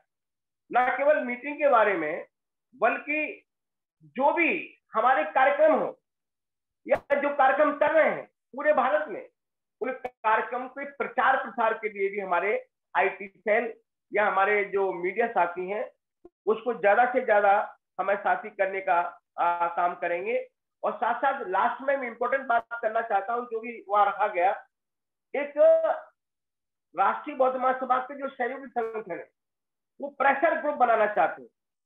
देश की जो सत्ता है, देश में राजनीति में जो दल है, उन दलों के बीच में प्रेशर ग्रुप बनाना चाहते हैं, एक दबाव समूह बनाना चाहते हैं। वो कब बनेगा? जब पूरे भारत में हमारा संगठन होगा, और जब संगठन पूरे भारत में होगा तो जो पॉलिटिकल पार्टी है या जिनकी सरकार देश में है वो सोचेंगे भाई राष्ट्रीय बौद्ध महासभा या सहयोगी संगठन बहुत मजबूत है, अगर इनकी बात नहीं मानी गई तो हमारी बात बनने वाली नहीं है। इस प्रकार हमें इस प्रकार के जो दबाव समूह जब भी बनेगा जब हम संगठन को साथियों मजबूत करेंगे। और विशेषकर पुणे में अंत में मैं सफल कार्यक्रम के लिए अपनी राष्ट्रीय बौद्ध सभा के हमारे राष्ट्रीय अध्यक्ष और तमाम जो टीम है उनको सबको साधुवाद और बहुत बहुत बधाई देना चाहता हूँ। बहुत शानदार कार्यक्रम रहा, और मैं दावे के साथ कह सकता हूँ कि आदरणीय हमारे संचालन कर रहे हैं इंजीनियर साहब, अगले वर्ष जम्मू कश्मीर में जो कार्यक्रम होगा वो इससे ज्यादा बहुत शानदार कार्यक्रम होगा, उसकी भी मैं शुभकामना देता हूँ। और पुनः आपको मेरी बात को, आपने बड़े ध्यान से मेरी बात को सुना है। सबको मेरा नमो बुद्धाय, जय भीम, नमो बुद्धाय। साधु साधु। बहुत बहुत धन्यवाद गौरी प्रसाद जी, आपने बहुत ही महत्वपूर्ण बातें रखी हैं और बहुत चर्चा में इतनी शानदार चीजें रखी हैं कि जिससे हमारे जो जितने भी युवा साथी हैं उनको भी थोड़ा सा ज्ञानवर्धक हो जाएगा। और हमें उम्मीद है कि आप जैसे साथी, पुराने साथी इस आरबीएम के साथ जुड़े हैं तो हमारा आरबीएम दिन दुगनी रात चौगुनी बहुत तरक्की करेगा। और आपके सुझाव बहुत ही अच्छे हैं। और आपने कहा कि जम्मू कश्मीर में अगला प्रोग्राम होने जा रहा है, तो अब आप सब लोगों की सहयोग से जम्मू कश्मीर में भी बहुत अच्छा प्रोग्राम रहेगा, क्योंकि हमारे मान्यवर अध्यक्ष धर्मपाल कबात जी इतनी मेहनत करते हैं कि हमें वो वहाँ प्रोग्राम बहुत ही अच्छा वो देखने को मिलेगा। तो आपका बहुत बहुत धन्यवाद। और हमारे एक साथी रह गए हैं, ये है शेषराव गागड़े जी, अगर वो जुड़े हैं तो वो अपनी बात 2 मिनट के लिए रखें। शेषराव गागड़े जी अगर वो जुड़े हैं। जुड़े हैं। हाँ जी।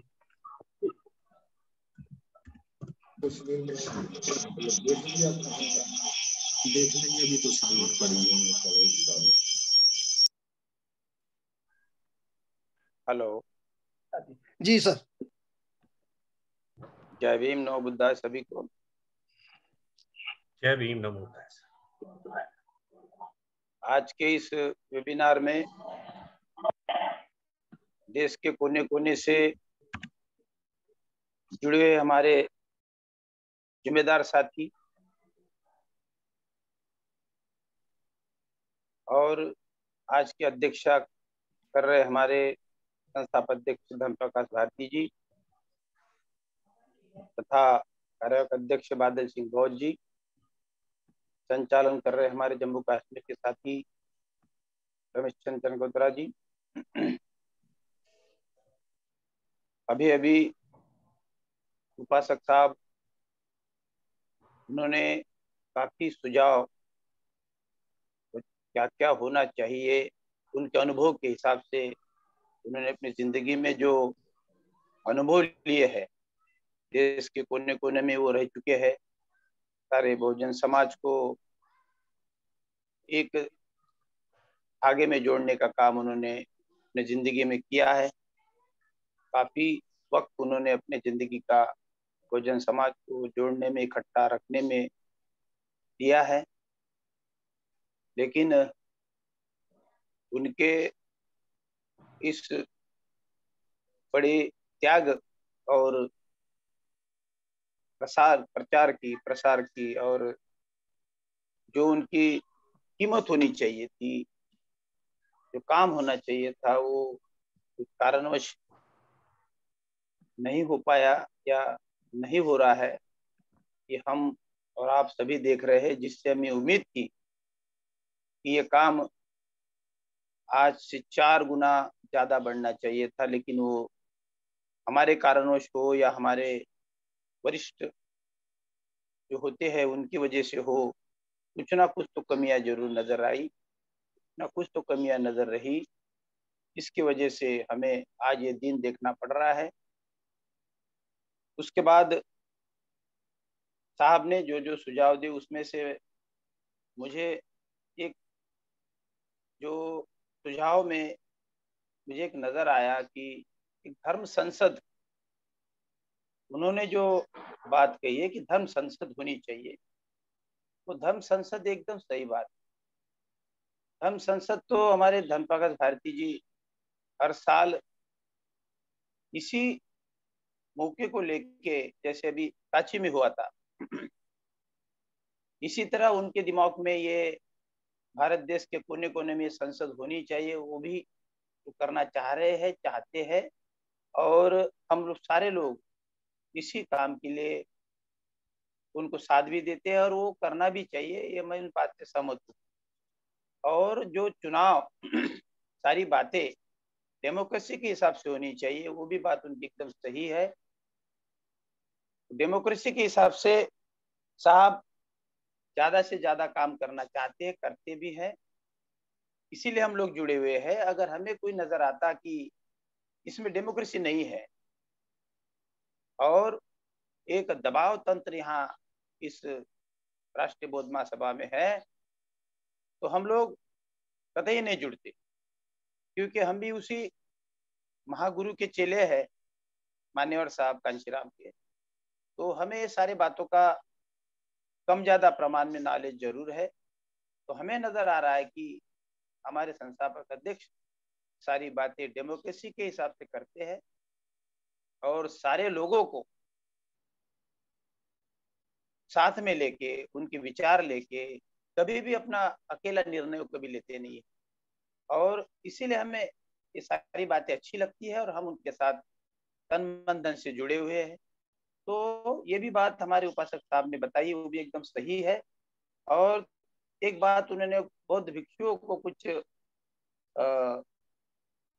कमियां उनमें जो नजर आती है, हमारे आचार्य साहब काफी बार उनकी चर्चा भी करते हैं कि बौद्ध भिक्षुओं में कुछ कमियां है, निश्चित तौर पर है, उसमें बुरा लगने की कोई बड़ी बात नहीं है। कुछ हमारे साथी ने भी कमेंट्स किया था कि बौद्ध भिक्षुओं को प्रशिक्षण देने की जरूरत नहीं है, लेकिन मैं उस बात से सहमत नहीं हूँ। बौद्ध भिक्षुओं में कमियां जरूर है। पहली जैसी बौद्ध भिक्षुओं की टीम जो होती थी, आज उस तरह नजर नहीं आ रही है। कुछ अच्छे लोग हैं, ऐसा मैं नहीं बोल रहा कि बौद्ध भिक्षु अच्छे नहीं है, काफी लोग अच्छे भी है, लेकिन उपासक साहब ने कहा कि उनको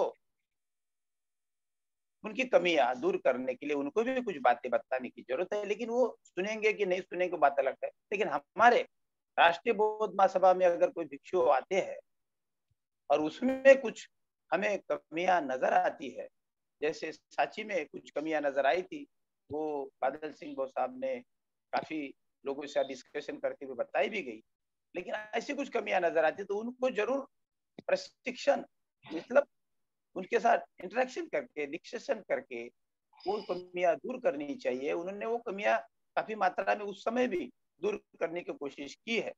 तो इसी तरह काफी उन्होंने जो मुद्दे रखे हैं, उसमें से काफी मुद्दे जो है हमारे बहुजन समाज को इकट्ठा करके साथ में लेके चलने का काम उन्होंने बताया है कि ये बात एकदम सही है, उनका अनुभव है उतना। तो मैं अभी अपनी बात पर आता हूँ कि जैसे लुम्बिनी में इतना बड़ा कार्यक्रम हुआ है और जहां धर्म के बारे में समझने वाले, धर्म को आगे बढ़ाने वाले, सूझबूझ रखने वाले लोग, वामसेप के लोग, जो अभी अभी उपासक साहब ने उसका भी एक संगठन रखने की बात कही है, उसको हमारे पॉलिटिकल इसमें हम लोग वामसेप कहते थे, जो उनका रीढ़ की हड्डी कहते थे, वो था, आज है पर नहीं के बराबर है, क्योंकि सारे के सारे लोग जो है अपने भूख मिटाने में लगे हुए हैं, सारे स्वार्थ के पीछे लगे हुए हैं। जिसको देखता हूँ वो लूटने के चक्कर में लगा हुआ है। कोई भी बहुजन समाज को आगे ले जाएंगे, जोड़ के ले जाएंगे, कि हमारा स्वार्थ जो है कम हो गया है, ऐसा समझने को तैयारी नहीं कि भाई मेरा स्वार्थ जब तक मैं कम नहीं करूंगा तो ये नजर नहीं आएगा कि हम क्या कर रहे हैं। जिंदगी के जितने भी वक्त का हमें तकाजा मिला है, जो वक्त हमारे साथ प्रकृति ने दिया है, उस वक्त का फायदा समाज को होना चाहिए, हमारे जिस आने वाले पीढ़ी को होनी चाहिए। ये सारी बातें उपासक साहब ने भी बताया, मैं उनसे मत से सहमत हूँ। मेरा कहना यह है कि जो लुम्बिनी में कार्यक्रम हुआ है। सर आपका वीडियो बंद हो गया है। वीडियो बंद हो गया था? जी जी सर।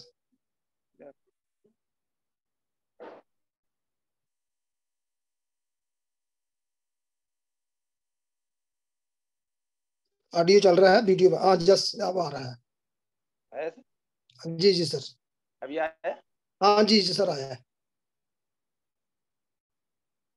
तो लुम्बिनी में जिस तरह से इतना बड़ा अधिवेशन हुआ, अधिवेशन के अंदर सारी बातें 15 मुद्दों पे ऊपर साहब ने इसी मुद्दे के ऊपर चर्चा करने को कही थी, लेकिन हमारे काफी साथी जो अपने दिल में जो है, अपने दिमाग में जो है, उस बात को उजागर कर रहे थे। मैंने अच्छे से ऑब्जर्व किया, लेकिन साहब बार बार उठ के कह रहे थे कि मैं जो 15 मुद्दे आपके सामने रखे हैं, उस 15 मुद्दों के ऊपर चर्चा होनी चाहिए। उसमें क्या कमियां है, क्या कमियों को दूर करने का क्या उपाय है, हमने क्या किया है, हम में क्या कमियां रही है, उसमें आपके क्या सुझाव है। ये सारी बातों को 4-4 बार उठकर बादल सिंह गौर जी, हमारे अध्यक्ष महोदय 4-4 बार कहते थे, लेकिन फिर भी हमारे देश के कोने कोने से आए हुए लोग, हम कितने महान हैं, या हमारे में क्या है, हम क्या कर रहे हैं, और जो बातें कहनी चाहिए थी वो वहां नहीं रख पाए, और जो नहीं करनी चाहिए थी वो बातें वहां रख पाए। उससे ये हुआ कि हम गए किसके लिए थे, क्या करना चाह रहे थे, ये बात वहां ज्यादा तौर पर कुछ लोगों के मुंह से मुझे सुनने को मिली, और कुछ लोग जो है अपनी बातें रखने में मशगूल थे, वो जो बताया गया वो बात को छोड़ दिए। अब ये मुझे पता नहीं कि वो 15 मुद्दों के ऊपर बोल नहीं सकते थे, या कुछ कर नहीं पाते थे, या करना नहीं चाहते थे, आई डोंट नो, मुझे कुछ बारे में पता नहीं है। लेकिन जो सेंट्रल से जो बातें कही जाती, सेंट्रल से जो एजेंडा रखा जाता है, उस एजेंडे के ऊपर ही डिस्कशन होना चाहिए। अपन आरएसएस का बार बार नाम लेते हैं, जैसे मान्यवर साहब रामसेप में हम रहते थे तब कैडर देते थे, तो उनके मुद्दे फिक्स रहते, इन्हीं मुद्दे के ऊपर वो खुद बताते थे, लोगों से भी उन्हीं मुद्दे के ऊपर सुनते थे। उसमें से एक अलग मार्ग मिलता था कि हमें आगे क्या करना। अगर उसमें आगे करने जो काम करने में, जो रास्ता निकालने में हमें जो दिक्कतें आती थी, वो उसी वामसेप के लोगों के मुंह से सुनकर मान्यवर साहब एक मार्ग निकालते, उस मार्ग, उस मुद्दों को लेके पूरे देश भर में काम करने का काम करते थे। इसी तरह भारती साहब भी वही चाहते हैं कि मैं जो बता रहा हूँ ये वही प्रशिक्षण है जो मैंने लिया है, और मैं वही चाहता हूँ कि भाई इस डायरेक्ट माध्यम से न जाते हुए इनडायरेक्ट माध्यम से, जिससे राष्ट्रीय बौद्ध महासभा, हम और मिशन, इस दोनों को एक साथ जोड़ के वो आगे आने वाली पीढ़ी को एक संदेश देना चाहते हैं कि धर्म ऐसे होने चाहिए। जो धर्म तुम बताते हो, जो धर्म की बातें तुम करते हो, वैसा धर्म ना मान्यवर साहब को मंजूर था, ना वैसा धर्म बाबा साहब को मंजूर था, ना धर्म मुझे मंजूर है। मुझे जो मंजूर है, जो मेरे महापुरुषों ने जो दिया हुआ धर्म है, हमें भी जो मंजूर है, जो हमारे महापुरुषों ने दिया हुआ धर्म है, मान्यवर साहब को जो समझा हुआ धर्म है, बाबा साहब ने जो बताया हुआ धर्म है, वो चलता फिरता बुद्ध, कहता हुआ बुद्ध है, सोता हुआ बुद्ध नहीं। बुद्ध जो चाहते थे, बाबा साहब जो चाहते थे वही धम्म है, वही बात को हमारे अध्यक्ष महोदय उसको आगे ले जाने की कोशिश कर रहे हैं कि भाई ये मिशन है हमारी, और ये मिशन को आगे बढ़ाने के लिए हमें नैतिकता की जरूरत है, और नैतिकता ही धम्म है। अगर ये नैतिकता कहाँ से आएगी, तो इसी बुद्ध धम्म से आएगी।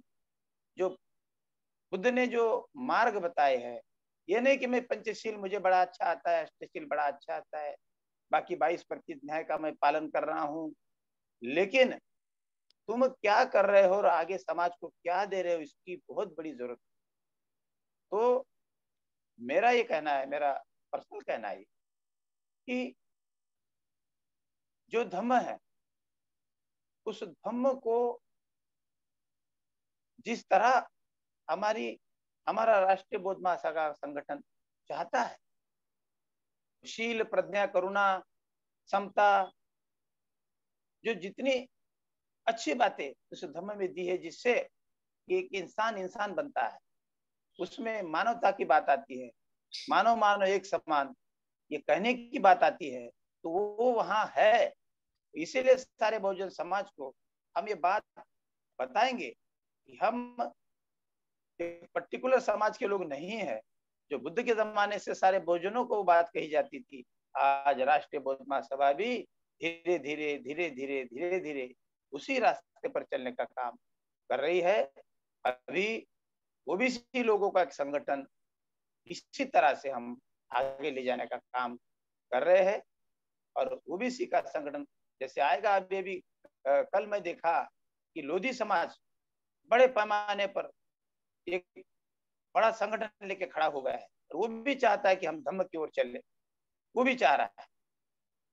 माँ भारती जी थी तब नहीं चाहा, मान्यवर साहब को बड़ी मानती थी, लेकिन उसने नहीं चाहा। लेकिन आज उसके समाज के लोग बड़े पैमाने पर खड़े हो, क्योंकि बात ऐसी आ जाती है कि जिस समाज के ऊपर अन्याय अत्याचार होना शुरू हो गया है, जो समाज दबा कुचला बन रहा है, उनको बाबा साहब भी दिख रहे हैं, महापुरुष भी दिख रहे हैं, और साथ साथ हमारे बुद्ध भी दिख रहे हैं, धम्म भी दिख रहा है। उसे पता है कि इसी रास्ते से हमारा उद्धार होगा। जिनके रास्ते पर वो आज तक चले हैं, जिन रास्ते पर वो चल रहे हैं, उससे उद्धार नहीं होगा। उनको जैसे जैसे उनकी पीढ़ियां उनके समाज में उनकी पीढ़ियां जैसे जैसे पढ़ लिख कर आगे जा रही है, वो उनके घर पे स्ट्रगल कर रही है कि आप क्या कर रहे हैं, ये कैसे कर रहे हो, इससे हमारा उद्धार नहीं हो रहा है। तो उनको भी समझ में आ रहा है, क्योंकि पढ़ रही है सबके। सर समय का ध्यान रखें। जी सर, जी सर। तो इसीलिए ये करना बहुत जरूरी है, और हमें उसी रास्ते पर हम लोग चल रहे हैं, और आगे भी इसी रास्ते पर हम चलेंगे। और अधिवेशन के माध्यम से, धम्म संसद के माध्यम से, अब मैं तो मान्यवर साहब को और हमारे संस्थापक अध्यक्ष को, साथ में जितने बुद्धिवादी लोग हमारे देश के कोने कोने से जुड़े हुए, उन सारे लोगों को मैं कहना चाहता हूँ कि धर्म संसद ये हर राज्यों के हर कोने में होनी चाहिए, हर राज्यों में होनी चाहिए। जैसे धर्म संसद अभी जैसे हमारे सांची में हुई, इसी तरह के हर राज्यों में एक एक धर्म संसद होनी ही चाहिए। इससे कितने लोग आएंगे ये अलग बात है, लेकिन अगर हमारा संगठन अपने अपने राज्यों के हर स्टेट में, अपने राज्यों में, जिलों में, तालुका में अगर इस तरह से गया होगा या अपनी तरफ से हम कर रहे होंगे, तो निश्चित तौर पर धर्म संसद के लिए लाखों की संख्या में लोग वहां मौजूद होंगे। ये मेरा कहना है। और मैं उपासक साहब ने जो बातें बताई उसमें कुछ बातों के लिए मैं बिल्कुल सहमत हूँ, और उन्होंने बड़ा अच्छा सुझाव भी दिया है, और कुछ बातें हमारे राष्ट्रीय बौद्ध महासभा के लिए बहुत जरूरी है। वो बातें भी हमारे संस्थापक अध्यक्ष जी ने, बादल सिंह बोस जी ने सुना है, तो उसमें वो विचार जरूर करेंगे। और मैं भी मेरी तरफ से जितनी भी सहायता इस काम के लिए, इस प्रोग्राम के लिए, आगे अपना कारवा ले जाने के लिए मेरी जहां जहां जरूरत होगी, मैं निश्चित तौर पर ये राष्ट्रीय महासचिव होने के जैसे मैं जरूर मदद करूंगा। अगर पद पे हूँ नहीं हूँ तो भी मैं मदद करूंगा, क्योंकि मैं मान्यवर साहब का चेला हूँ, तो मुझे इसकी बात का कोई ये नहीं रहता कि मैं पद पर हूँ या नहीं हूँ, लेकिन मुझे काम करना है, मैं करता रहूंगा, जब तक जिंदा हूँ जरूर करूंगा, साथ दूंगा, साथ देते रहूंगा। ये इतना बोलते हुए अपने वाणी को विराम देता हूँ। जय भीम, नमो बुद्धाय। साधु साधु साधु। बहुत बहुत धन्यवाद गागड़े साहब, आपने बहुत ही